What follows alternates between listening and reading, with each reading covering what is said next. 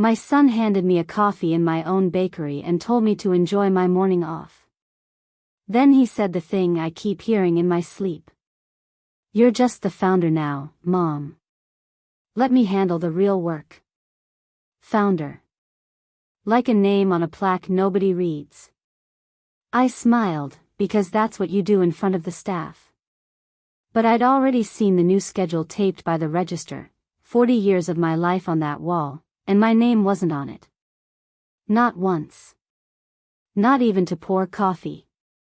I told myself he was protecting me. That's what mothers do. We invent kind reasons for cruel things.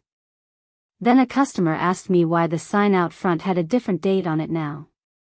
A date from before I ever met his father. That night I opened the one account they forgot I could still reach. And I understood exactly what my son had signed my name to. My name is Nora Marlowe. I'm 68 years old, and for most of those years I got up at 4 in the morning to make bread. Marlowe started as a single storefront on Ash Street with a used oven my husband Walt bought at auction and fixed with his own hands. We had one recipe worth anything, my grandmother's cinnamon loaf, and a jar by the register for the days people came up short. Walt used to say a bakery isn't flour and butter. It's the smell that makes a stranger feel like they're home. We built the whole place on that idea. Walt passed 4 years ago. Heart, in his sleep, the kind of quiet leaving that feels like a door closing in another room. After that, I leaned on Daniel. He was good with the new machines, good with the young staff, good at the parts of the business I'd started to find loud and fast. So when he offered to take over the daily running, I was grateful. I thought I was handing my son a gift. I want you to understand that. I didn't lose the bakery in a poker game. I gave him the keys with both hands and a full heart. That's the part that still burns. The morning after he called me just the founder, I came in early anyway. Old habits. Rosa was already there, our head baker, 20 years of flour under her nails. She's the kind of woman who tells you the truth by going quiet, and that morning she was very quiet. I asked her how the week's orders looked. "You'd have to ask Daniel," she said, not meeting my eyes. "He does the ordering now. He does most everything now." Then she added, softer, like she was setting something down carefully, "The Hedwig account called about their invoice again. 3rd time." I told him. Hedwig was our flour supplier. We'd done business with them for 30 years on a handshake. We had never in our lives been late. That was the first thing that didn't fit. Daniel kept telling me the cafe was doing better than ever. New espresso machine, line out the door on weekends, a whole wall of the local papers, best of clippings. If we were thriving, why was I hearing the word invoice said like an apology? I didn't say anything.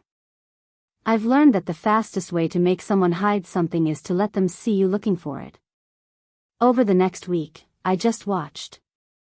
I watched them repaint the sign out front. The new one was handsome, I'll give them that, clean letters, a warm gold. But under the name it read established 1979. Walt and I didn't open the doors until 1984. 1979 was the year Daniel was born. Vanessa, his wife, had chosen the date. It tests better, she told me, like the year my husband and I started our life was a flavor she'd swapped out. I watched a printed menu replace the chalkboard I'd written every morning for 4 decades. The cinnamon loaf was still on it.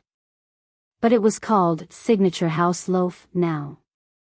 My grandmother's name, gone. Just gone. Small things. I know how small they sound. But small is how it always starts, isn't it? Not with a knife. With 100 little erasers. The morning of the customer and the sign, I finally went looking. Here's what they'd forgotten. Years ago, when we set the business up, I was the one who created all our accounts, the bank, the vendors, the state filings. Walt handled the ovens, I handled the paper. Daniel had changed a lot of passwords when he took over. But the state's business registry, the public one where every company files its records, still had my old email on it. He'd never thought to check. Why would he? To him I was furniture. I logged in at my kitchen table at 11 at night, reading glasses sliding down my nose. And there it was. An amendment to the operating agreement of Marlowe's Bakery LLC. Filed 8 weeks earlier. It named Daniel Marlowe as the sole managing member. It removed me entirely. I read that line maybe 10 times. Sole managing member. As if I'd retired. As if I'd agreed. As if I'd signed. I hadn't signed anything. I didn't cry. I want you to know that. My hands were shaking, but I didn't cry and I didn't call him screaming in the dark. I've buried a husband and I raised a difficult son, and I've learned that the loudest person in the room is usually the one about to make a mistake. I made a cup of tea I didn't drink, and I sat with it, and I decided I was going to find out exactly how deep this went before anyone knew I was looking. The next day I asked Daniel, casual as weather, if I could see the paperwork sometime. All the boring legal stuff, I said, waving my hand. In case something ever happens to me, I want to understand it. He didn't even look up from his phone. It's all handled, Mom. You don't need to worry about that anymore. You don't need to worry. The gentlest sentence in the world, when it's true. And a locked door, when it isn't. So I stopped asking him, and I started asking the paper. The amendment I'd seen was just a summary. I wanted the real document, the one with the signatures. It took me 3 days and a small, humiliating favor. I called the county clerk's office and told a young man I'd lost my copy, which wasn't even a lie. He emailed it over. I sat in my car in the parking lot to open it, because I couldn't do it in the house. There, on the last page, above the line that said Nora Marlowe, was my signature. Except it wasn't. I've signed my name 1,000,000 times. I know the way the N leans, the little gap I leave before the last name, because Walt used to tease me about it. This signature had my letters but not my hand. Someone had traced me. Someone had sat down with a sample of my writing and copied a woman who trusted him too much to check. That was the moment the floor tilted. Up until then I'd been telling myself a story where my son was thoughtless, maybe selfish, but not a criminal. A forged signature is not thoughtless. A forged signature is a decision you make at a desk, in private, with your mother's name in front of you. I asked myself the question you're probably asking. Would he really? My Daniel, who I taught to tie his shoes on the bakery steps. And the terrible answer was, I needed to know why. Because a man doesn't forge his mother off her own company for the fun of it. He does it because he's desperate for something, and he's decided she's the thing standing in the way. So I followed the money. I still had access to one old business savings account, the rainy day account Walt insisted we keep, the one nobody used anymore. Through it, I could see transfers. And the transfers led me to a loan. A big one. A commercial loan, taken out 10 months earlier, secured against the business. Against the building. Against everything. I sat with that number a long time. It was more money than the bakery had ever held at once. And the collateral wasn't just the ovens and the name. It was the property itself, the deed, the walls, the little parking lot where I was sitting reading it on my phone. If that loan went unpaid, whoever held it could take the whole place. The bakery Walt built with his hands. For a debt I had never heard of, in my name, on a company I supposedly no longer belonged to. I'll be honest with you. That night I was angrier than I have been in my whole life. But underneath the anger, quiet and cold, a different question was forming. What did he need all that money for? The cafe wasn't just profitable enough not to need a loan that size, it was our only location. Or so I thought. It took Rosa to tell me the rest, though she didn't know she was doing it. We were closing up one night, just the two of us, and she said, "It's a shame about the other place. Daniel worked so hard on it." I kept my voice light. "The other place?" "Marlowe's West," she said. "Out by the highway." "He didn't tell you?" She caught herself, embarrassed. "It closed last spring. It never really caught on. He took it hard." Marlowe's West. My son had opened a second bakery, in my name, using my recipes, and let it fail, and closed it, and never once said a word to me. I found the rest myself after that, because I finally knew where to look. Statements for a lease out by the highway. A build-out that cost a fortune. A location that bled money for 18 months and shut its doors. And then, this is the part that broke something open in me, a separate personal note. Money Daniel had borrowed from somewhere less kind than a bank, with an interest rate that told me he'd been turned down everywhere else first. He wasn't stealing the bakery to get rich. He was drowning, and he'd grabbed the only thing big enough to keep him afloat, and it happened to be his mother. I sat with that for a whole day. I even cried a little, finally, not for me. For him. For the boy on the steps. For however many nights he'd lain awake doing the math, too proud or too ashamed to knock on my door and say, "Mom, I made a mistake, help me." But pity is a room you visit. You don't move in. Because the next thing I found put a clock on all of it. It was a letter of intent. A formal offer from a regional chain, a company that buys up little local names, guts them, keeps the sign, and turns the soul into a supply chain. They wanted to buy Marlowe's. Daniel had signed it. The proposed closing date was 13 days away. 13 days. He was going to sell my grandmother's cinnamon loaf and waltz oven and 40 years of 4 in the morning to strangers, pocket enough to cover his debt, and be standing at my kitchen table by summer telling me it was for the best. And on paper, legally, he could. Because on paper, I was nobody. That's the thing I want you to sit with, wherever you're watching from. I had the truth. I had the forgery, the loan, the failed store, the sale. And none of it mattered, because every document in the world said the company belonged to my son. Being right isn't the same as being protected.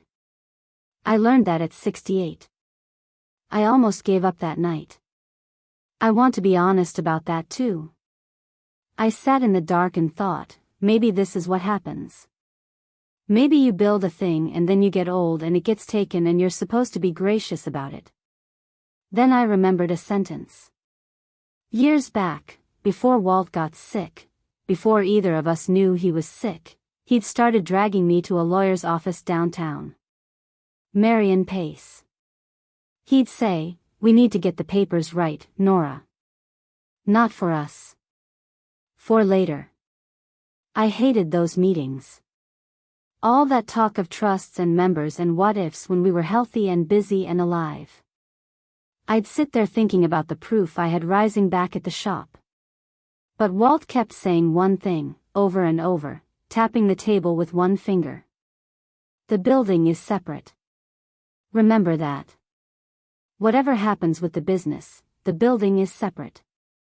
I hadn't thought about that sentence in 4 years.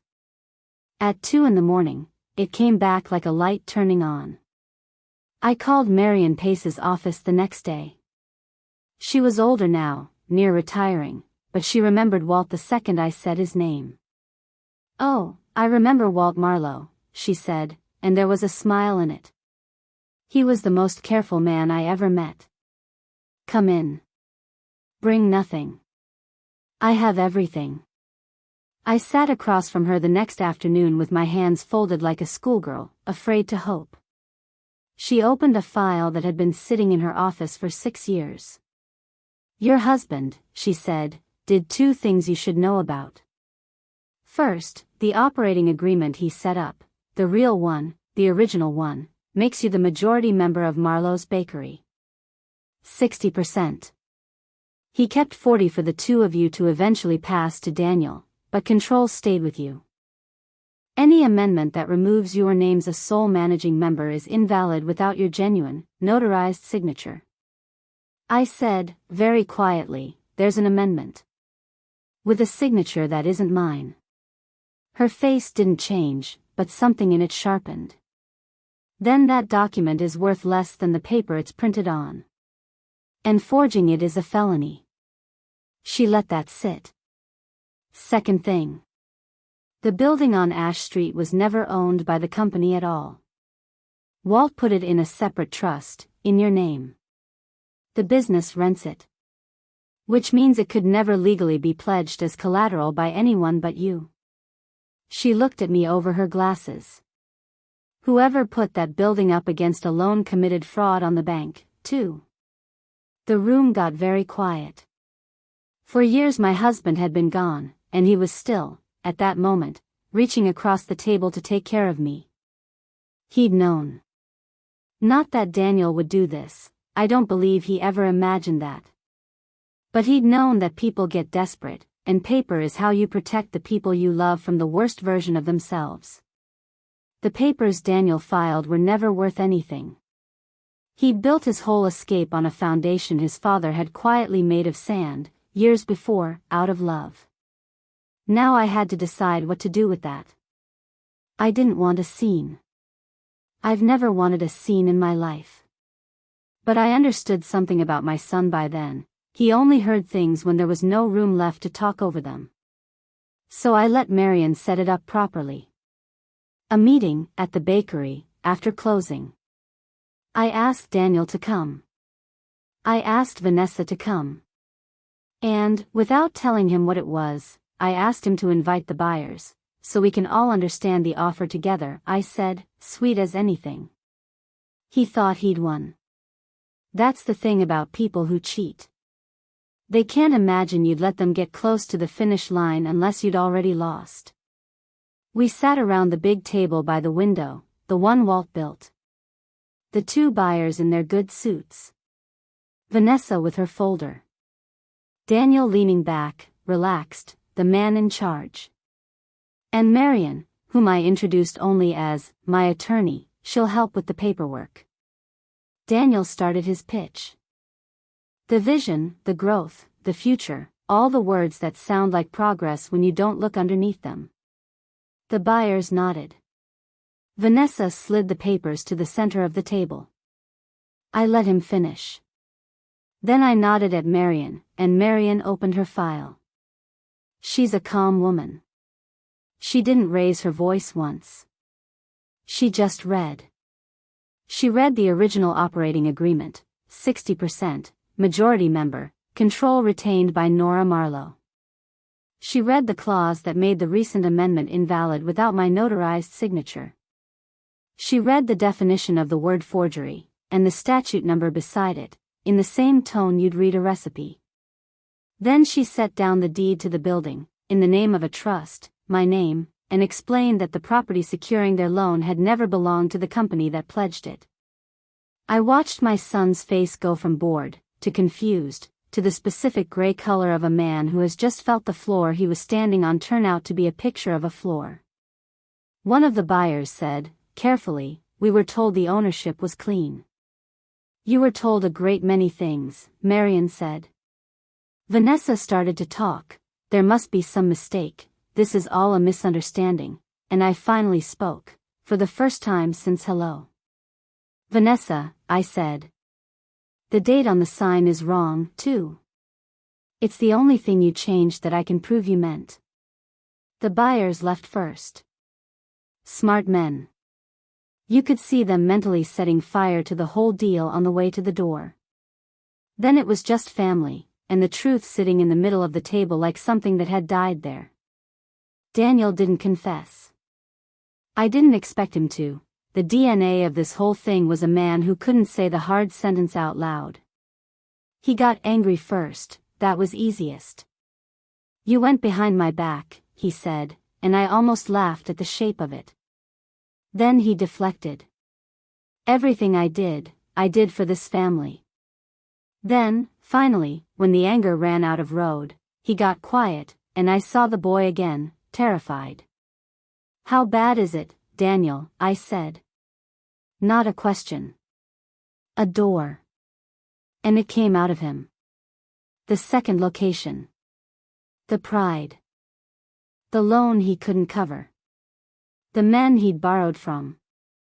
The math he'd done at 3 a.m, over and over, that always ended with him losing everything and everyone knowing.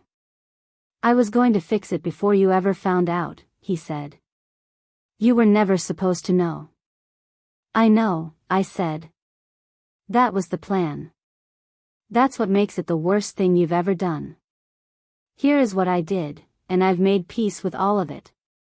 I did not send my son to prison. I could have.